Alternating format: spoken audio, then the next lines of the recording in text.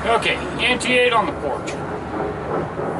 I want to talk to you guys about helmets. Yesterday I did gloves. Today I'm going to do helmets. Tomorrow I'm going to do armor. And you can't tie any of this stuff together. But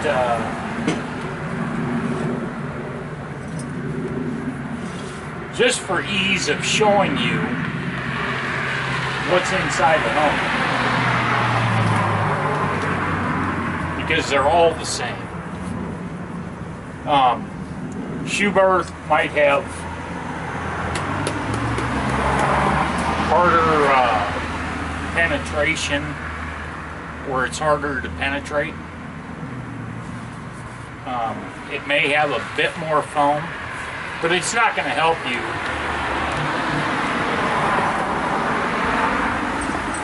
Because basically all you have inside of there is styrofoam, okay?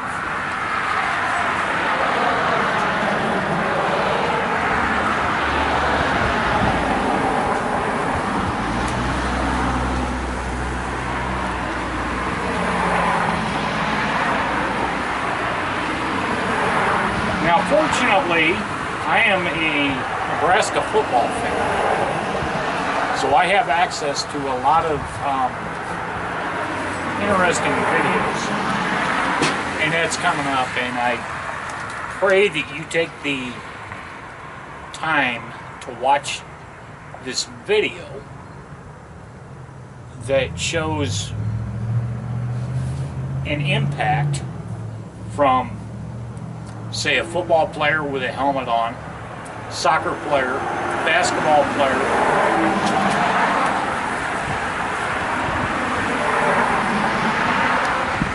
It's amazing. It's not all about the impact to the skull, because inside your head, your brain is in a bathtub, okay? So when you hit,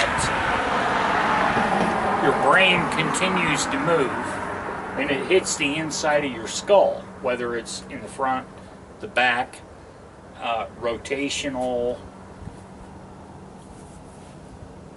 And I watched this video and I was like, at first I was like, okay, how does this apply to motorcycles? Well, I'll tell you how it applies to motorcycles. Because at some point in the video, they will show the growth line of football players, speed versus size, and the impacts. Now, you're on a motorcycle, and let's say you're doing above 25 miles an hour. Worse yet, 50 miles an hour, popping wheelies, doing all the dumb shit.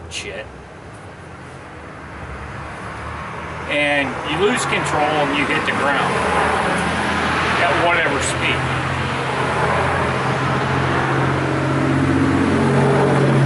And then I'm going to include one of my recent hits where I was dragging that log and I was doing less than 5 miles an hour, but when I hit the side of my truck,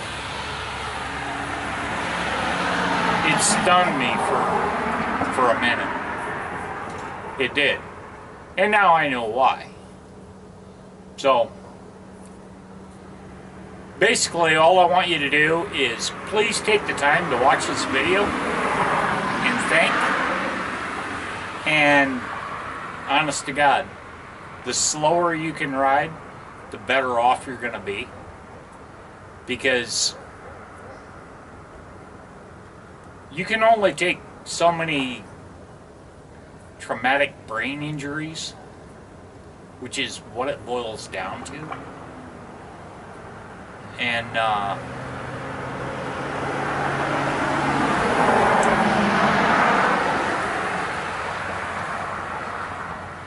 the first time I watched it, this video, it really scared the shit out of me. And so wear your full face helmet. At least you'll leave a good looking corpse. At least you can have an open casket. So please, I really want you to watch this video and look at it and then consider everything about motorcycle speed, and I think you'll get the idea. So thanks to the University of Nebraska, and I hope you guys get an idea of what I'm talking about here. Cut, go to that video.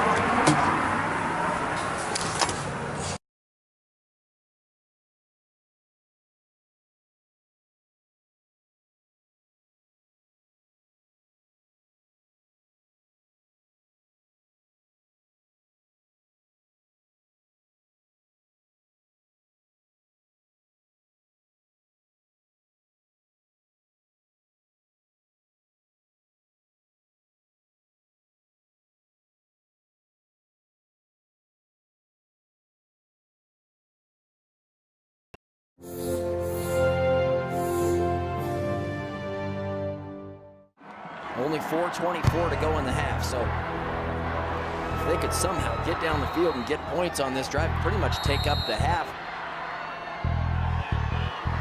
Motion coming across from Colling on 1st and 10 from the 35. Clinch is going to throw, or at least try to, as he's chased and hit as he got rid of it. Clinch a little bit slow to get up. Abe Clinch, they're still looking at him on the sideline. Came to his feet very groggy. When they had the huddle, he went to one knee, got back up, they pulled him over, and they're looking at him and talking to him now. We know, as a matter of fact, very little about the brain, and we probably know a lot less about concussion. 3rd down and 5, a little hole for Jordan Nelson. Breaks a tackle. Jordan Nelson down the sideline and knocked out of bounds. Concussions never came across my mind, and I never knew or became aware about them until post-traumatic brain injury. If we would have had these resources when I was younger, I think it would have had an impact on how I reacted to my 1st, 2nd, 3rd, 4th concussion. A concussion is an impact to the brain that results in a change in mental status. Concussions are a brain injury, but a milder form.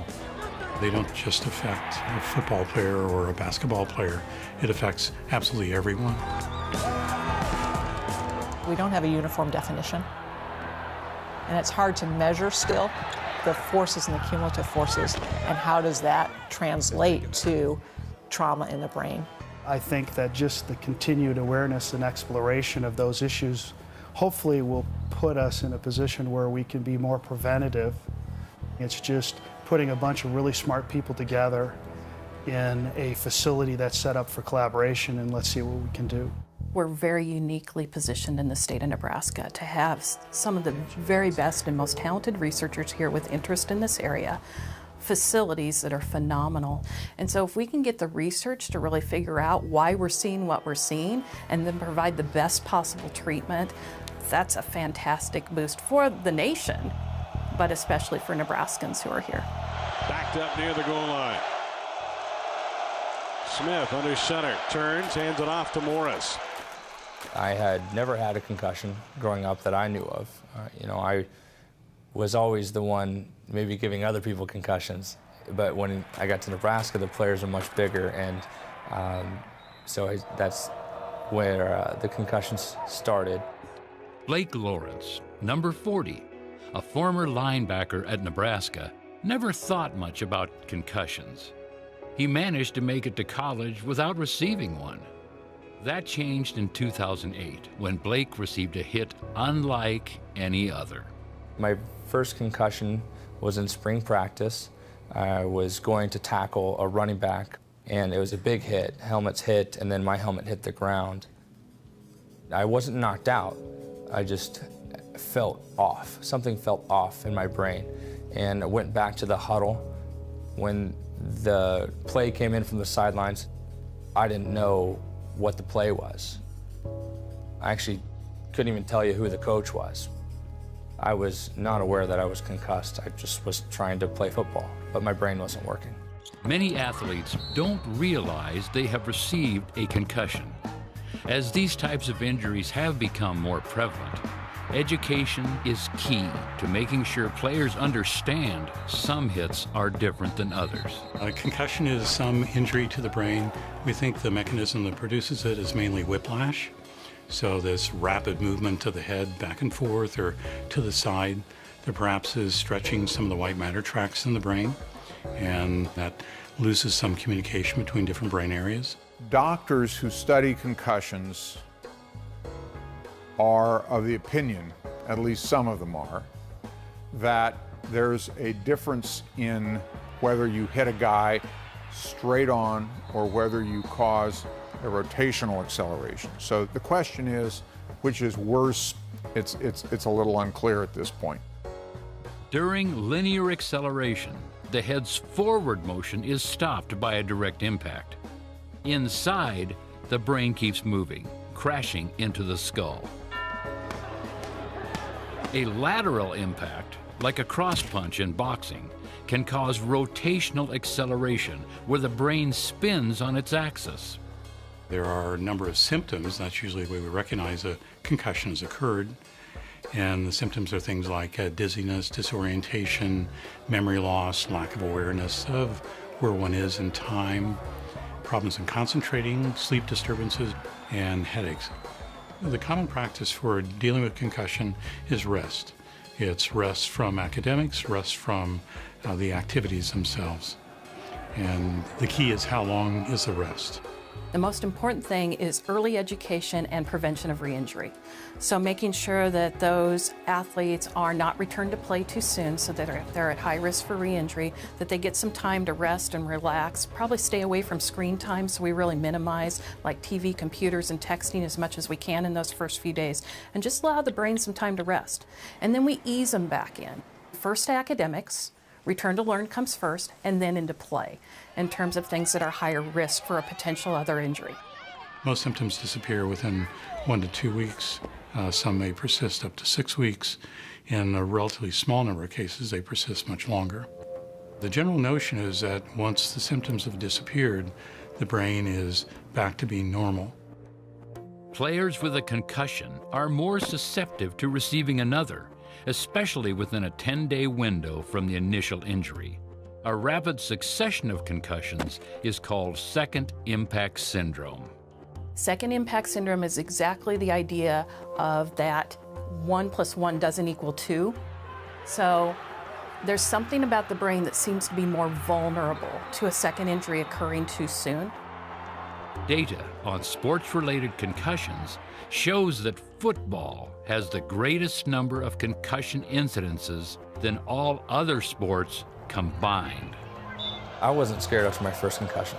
Concussions are part of football, and I knew that maybe it would happen to me eventually. But after one, I was not concerned for my long-term health. After his initial concussion, Blake received 2 more head injuries within a year. These injuries brought Blake to the office of head coach Bo Pelini.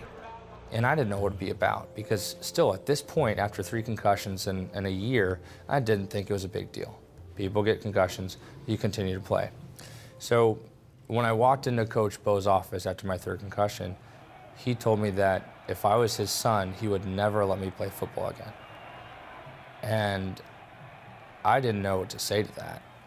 But that's the moment when I realized how serious concussions are.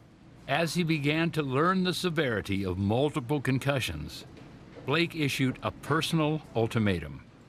Were he to suffer another head injury, his playing days would be over. When I suffered my 4th concussion, that ultimatum became so real. I looked at the head trainer's door, walked in and said, I've had my 4th concussion and I can no longer play the game of football. Blake's decision to abandon football at the time was unique. He put his brain to work off the field, launching a successful social media firm in Lincoln. A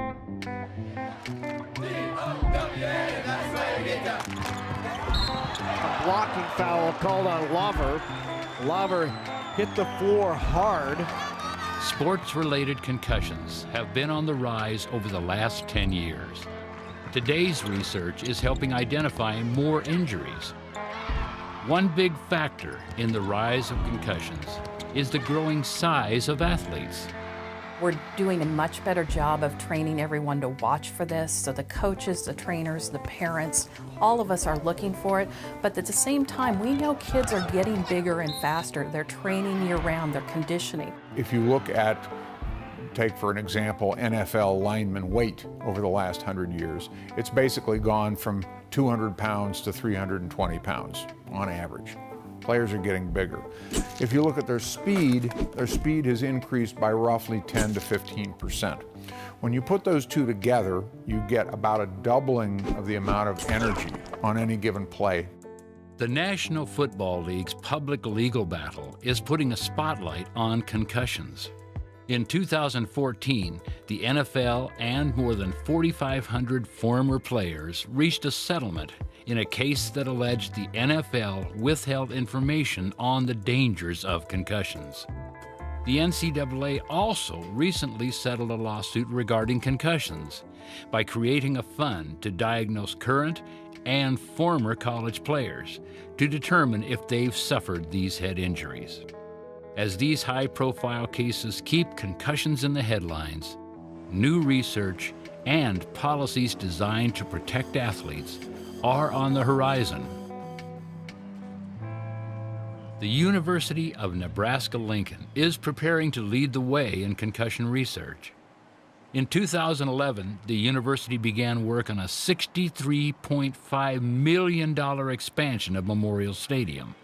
Included are 2 brand new research labs.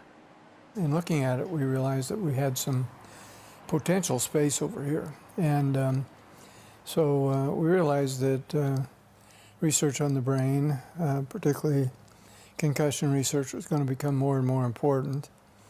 And then also with that, we thought that anything we could do in the way of research that would enhance athletic performance, safety, those kinds of things would be important, and it'd probably be a pretty good marriage between the two. Then athletic director Tom Osborne signed off on building a national caliber research facility to better understand traumatic sports injuries in all sports. Back in the 50s, 60s, 70s, the general diagnosis for some type of a head injury was you held up a couple fingers, and if you could come within one, you were close enough. And you know, as long as you seemed to be fairly coherent, sometimes you were put back out there. A collaboration between University of Nebraska athletics and academics led to the 2 research labs integrated into Memorial Stadium. The Center for Brain Biology and Behavior and the Nebraska Athletic Performance Lab. We're uniquely positioned across the country given the extraordinary collaboration between academics and athletics. The investment in the infrastructure, including the technology and the people that we have, the proximity of the research facilities to the athletes, the fundamental support from athletes, clinicians, researchers, coaches, and administration provides us with an unprecedented environment for being able to study concussions and other major injuries to athletes. The irony of conducting head injury research in a football stadium is not lost on those within the athletic department. I can't think of many universities in which the research facilities of this nature are in the football stadium. So there's a unique message to that, and a very special message to that, and it's certainly very Nebraskan. You know, we do what we say. When I moved here, I had brought about 12 high-density EEG systems with me. Basically has 256 electrodes that fit over the head, goes on in about 10 seconds, so it's very easy to apply. And it gives you information about speed of processing. And it also gives us information about the order in which brain areas are being activated, as well as which brain areas are being activated. So it's a very Great tool. It's one we're actually developing to use on the sideline. Player comes off the field, you put the net on and get an index within 5 minutes whether they really have experienced a concussion or not. The main attraction within the lab is the inclusion of a functional MRI. Not only is its placement within an athletic facility unique, but researchers can use the MRI in conjunction with the EEG units to collect even more brain data. We're getting this high-density EEG activity. We also can be collecting the MRI scans. Plus, in addition, we have an eye tracker, so we can present visual stimuli. No place else in the world at the moment has that capability. We're collaboratively working with the Center for Brain Biology and Behavior to understand the long-term consequences of events such as concussive events on the athlete's function. And our goal is to help define the optimal rehabilitation strategies that we can use to help athletes to recover. The brain is an exquisite control center. It's able to handle large quantities of information and process them and then cause the body to move.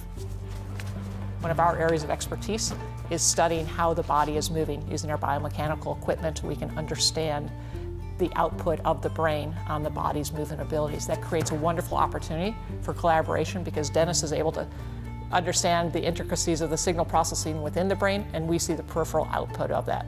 Whether that's studying how the football player throws the football, how the basketball player makes the layup, we're able to quantify the human functional performance aspects.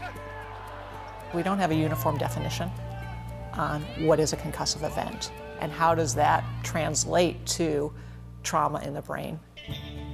One of the areas of interest that Dennis and I have is in identifying a biomarker, perhaps a salivary marker, that would help to reflect early on what is the trauma to the brain. It is these research initiatives, like finding potential warning signs in athletes' saliva, that will change the way we immediately diagnose concussions. We still don't know a lot about concussion, and so the scientific community, we're limited in the kind of guidance we can give the NCAA and the NFL, among other groups, in terms of what things need to be done. Education is clearly paramount in all of this, and also changing the social climate. The general perception is that these big hits only happen on the collegiate or professional playing field. In reality, concussions can happen at any level of play. Never really thought about concussions that much when he was doing like midget football. And I don't know, I just never, I guess you don't think about it. So I always thought if Brady was going to get hurt, it would probably be on the soccer field, since they don't wear any protective gear on the soccer field. I always thought, well, they're all protected up in football. There won't ever be any problems in football games. Brady Barron had a bright future. He excelled in academics and was an exceptional football and soccer athlete. At 16, Brady tied a Nebraska State soccer record with 13 consecutive shutouts as a goalie. He planned to play college soccer for Creighton University, but that all changed on September 24th, 2004. He got hurt in the first quarter, and they had to come out and help him off, and he was out a few plays. Then he came back in, and after he played a while, I made a comment to his best friend's mom. I said, he's like a step slow. It was during the third quarter of the game, and I got hurt on a kickoff return. I was going to go block someone over here, and then someone came over here and got me on the head helmet-to-helmet collision. A coach came, helped me get up, because I was slow getting up, and walk off to the sidelines. And then once I got to the sidelines, I collapsed. When I walked down there, his eyes were rolled back, and he was starting to foam at the mouth and stuff, and I didn't think he was going to make it. Brady was rushed to the hospital, where he immediately entered surgery to stop a brain bleed. The odds were stacked against him. I had less than a 10% chance of surviving surgery. Doctor had done this type of operation 3 times before. None of those patients ever made it beforehand. Brady survived the surgery, but was placed in a medically induced coma. The doctors hoped the coma would help his recovery within 48 hours. Then Monday comes around and they take him off the coma medicine and they tell us he should be waking up in 8 to 10 hours. Well, 12 hours later, he hadn't moved a muscle. And I asked the nurse, what's going on? She said, that's not good. When Brady finally awoke from his medically induced coma, 5 weeks had passed. The doctors never really told us what was going to happen. We just thought he'd wake up and everything would be okay. It's not like you see in the movies, you know, when you come out of your coma and you're like, oh, Mom, I missed you. How are you? Nothing like that. When the brain's involved, I still think we don't know that much about it. They kind of prepared us for, you know, they said he may never smile again. So, I mean, it was tough, let me tell you. One of the first things they do is to help me get to learn how to walk. It takes 5 people, 1 on each side of me, holding me up, making sure I don't fall down. 1 person helped me move my right leg. 4th person behind me pushing a wheelchair, so I needed to rest. I could sit down and rest. And then the 5th person in front of me saying, take a step with your left foot, take a step with your right foot. And the first time I made it up walking, I made it 5 steps, which was a pretty huge accomplishment for me.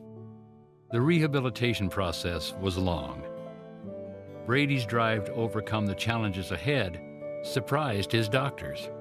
They said I wasn't going to be able to go to college. When I was in college, I didn't think I was going to be able to graduate. Even from a community college, graduated from a community college, I didn't think I was going to be able to handle a major university like UNL.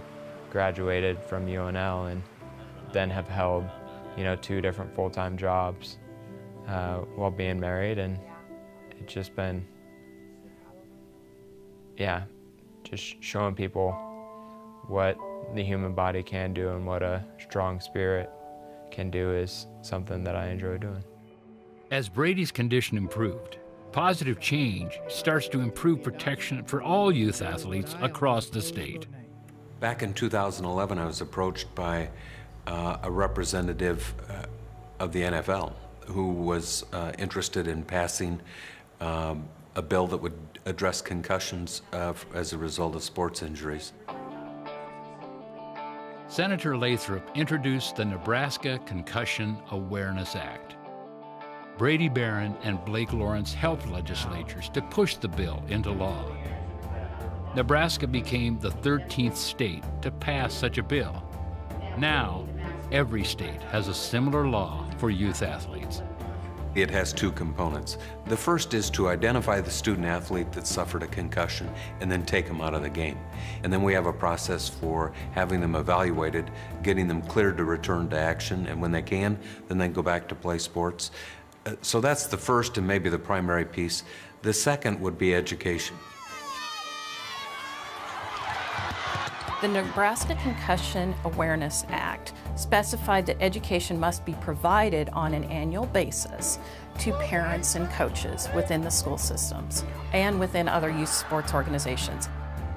It was important to me because I didn't want any more families or student athletes to, you know, have to go through what my family and I went through. The difficulties and just everything, you know, emotions, financial, just the different changes. You know, I'm very happy that it did get passed. All this concussion education, if we would have had these resources when I was younger, I think it would have had an impact on how I reacted to my first, second, third, fourth concussion. It's crazy to think we had to go seek out information about concussions. Now, concussion education is everywhere. There's a reason why people default to football, and that's because all the research studies on structured team sports have shown football to have the highest percentage of injuries, or the highest incidence. But girls soccer isn't that far behind. Come on, Katie. That's what we found in the Nebraska concussion study, as well as what's showing up nationally. But every year I see individuals with concussion in volleyball and track and all these other things, because you can fall over a hurdle. I mean, things happen. In addition to education provided to coaches and parents, many schools employ athletic trainers to help diagnose suspected concussions on the sidelines. A combination of immediate and follow-up testing helps ensure athletes' safety. Go with the right leg here first. I'm just going to have you hold it up off. Schools and trainers use testing, like impact testing, to gauge an athlete's recovery. The cognitive test combines baseline results, which were conducted prior to the season, with results taken after the suspected injury. to help determine where the athlete is in their recovery. It kind of covers everything. You know, it's good to have, you know, something to look at where we can have a baseline and have, you know, a post-injury test. When cleared, the students can then make the transition back onto the playing field. The kids are pretty responsible, you know, in reporting their own symptoms just because of having that information available to them and knowing what signs and symptoms of a concussion might be. Awareness, because of this kind of legislation, is invaluable. It really brings home to a lot of people how critically important concussion is. It's true that Harvard and Yale and McGill invented American football, but it's been Nebraska that's really applied science, if you will, to the game to improve it. We were the first people to have a field turf stadium. We had Boyd Epley's whole program, which was really, really cutting edge at the time. And I see the developments in East Stadium as just being a natural extension of that. The neat thing is that it's not just about football, it's about all sports and sports performance. And I won't be in the least surprised if some of the sports-related studies, for example, that Dennis Mulfees is doing in terms of diagnosing concussions, will be hugely influential just in the general medical community in the coming years. It's not going to just stay in sports. I think Nebraska has been a quintessential trailblazer, not a follower, and so this is an extension of our culture and who we are. So I think, as you know, we're not doing these things just to be the first or to do them. We're doing them because it's at the heart of everything we do. Nebraska is taking steps to lead the charge in cutting-edge research and awareness of concussions. How we prepare for and deal with these injuries is truly heading for change. It's very encouraging to be in a state like Nebraska that is moving forward and, you know, trying to stay ahead of the curve. During my recovery and still now, I am continuing to speak, just sharing the hope and encouragement of, you know, what a positive attitude can do for you. To know that our state has an opportunity to lead the way in concussion awareness and concussion education, that's a pride point for our entire state. And just as much as we're known for football, maybe someday we'll be known for the state that helped change the sport to protect the players.